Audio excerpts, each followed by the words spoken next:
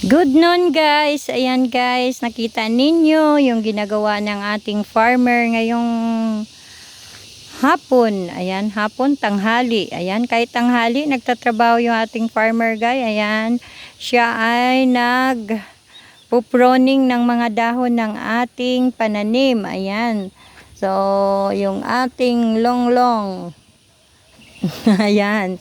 So, nakita nyo guys, oh, na pinuputol yung mga dahon na talagang nagyeyelo na kasi marami silang mga itlog ng mga white flies guys. So ayan, ginagawa ng mga white flies sa ating pananim. So ito na yung nakukuha na ng ano guys, yung ating yung nalilinis na. Ito na sila, oh. Ayan. At 'di ba, malinis na, malinis tingnan. Ayan, para hindi sila tirhan ng white flies guys, kasi wala silang masisilungan. Ayun. So, ang ginagawa, kailangan nating linisin lagi yung ating pananim.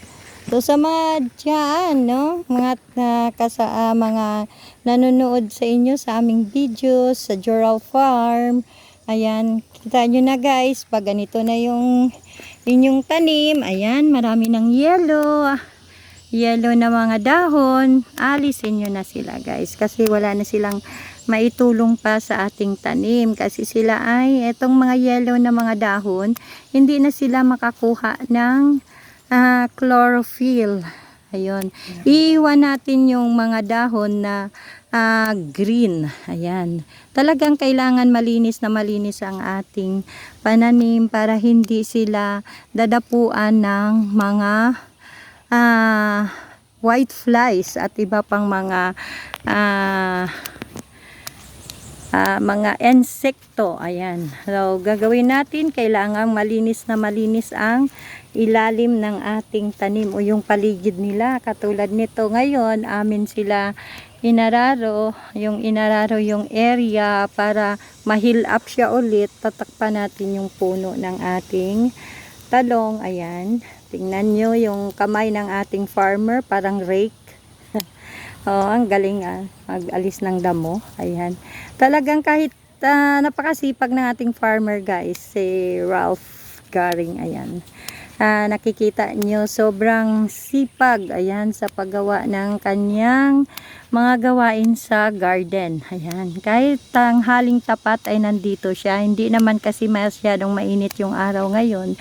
Kaya yan guys, samahan mo lagi kami sa aming mga videos, at kayo ay tuturuan namin ng mga pamamaraan paano magiging maganda yung inyong mga pananim. Ayan, ito kasi guys, yung tanim namin na talong, ay yung talong namin talaga guys, okay lang kasi mamaya i-edit yung mga talong namin guys, kasi